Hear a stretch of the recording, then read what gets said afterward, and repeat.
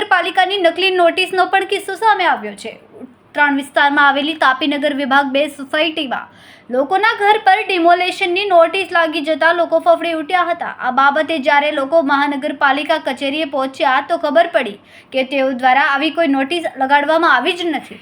ત્યારબાદ અહીંના સ્થાનિક લોકોએ પોલીસને જાણ કરી હતી। પોલીસે હાલ આ નોટિસ લગાડવા પાછળ કોઈ ગુનાહિત કાવતરું છે કે ટેખડ કરવા લગાડી છે તેની તપાસ શરૂ કરી છે।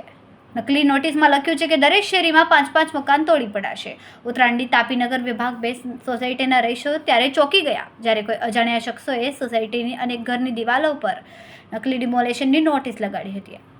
આ બાબતના કાગળો સોશિયલ મીડિયા ફરતા થયા અને લોકોની બૂમાબૂમ વધી તેમજ સુરત મહાનગરપાલિકા તંત્ર સુધી મામલો પહોંચ્યો। તંત્રએ આ નોટિસને નકલી જાહેર કરી હતી અને જણાવ્યું કે પાલિકા તરફથી તો આવી કોઈ કાર્યવાહી યોજાઈ જ નથી। પાલિકાના અધિકારીઓએ સ્પષ્ટતા કરી કે સોસાયટીમાં કેટલાક ઘરો પર પાલિકાના નામે બોગસ નોટિસ લગાવવામાં આવી છે અને આ કેસમાં ગુનાહિત કાવતરાની શક્યતા નકારી શકાય નહીં। હું બાબુસિંહ વિજયસિંહ રાજપૂત તાપીનગર વિભાગ 2 માં રહું છું। 30 વર્ષથી અમે લોકો અહીંયા રહીએ છીએ। અહીંયા રાતના કોઈ 2:30 વાગે આવી એક મ્યુનિસિપાલિટીની નોટિસ ચપકાડી ગયા છે। એમાં લખેલું છે કે 5-5 મકાન દરેક ગલીમાંથી ખાલી કરવાના છે, એની જગ્યાએ અમે ગાર્ડન ઊભું કરવાનું છે। તો અહીંયા જે માણસ રહે છે એ બધા સામાન્ય જાતના માણસ રહે છે। કોઈ મુઝમ્સ ખાતામાં કામ કરે, કોઈ જરીમાં કામ કરે, કોઈ બકાલું વેચે છે, કોઈ કડિયા કામ કરે છે।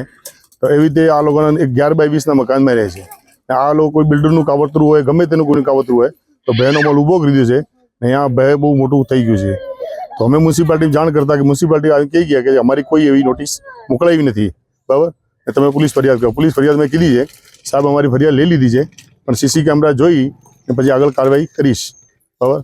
અમારી આ વિનંતી છે સાહેબને અને મ્યુનિસિપાલિટીવાળાને કે આ તમારા નામનો લોગો ઉપયોગ કરી આજે તો આ એક નોટિસ ચૂપકાઈ છે, કાલે તમારા નામનો ઉપયોગ શું કરી છે?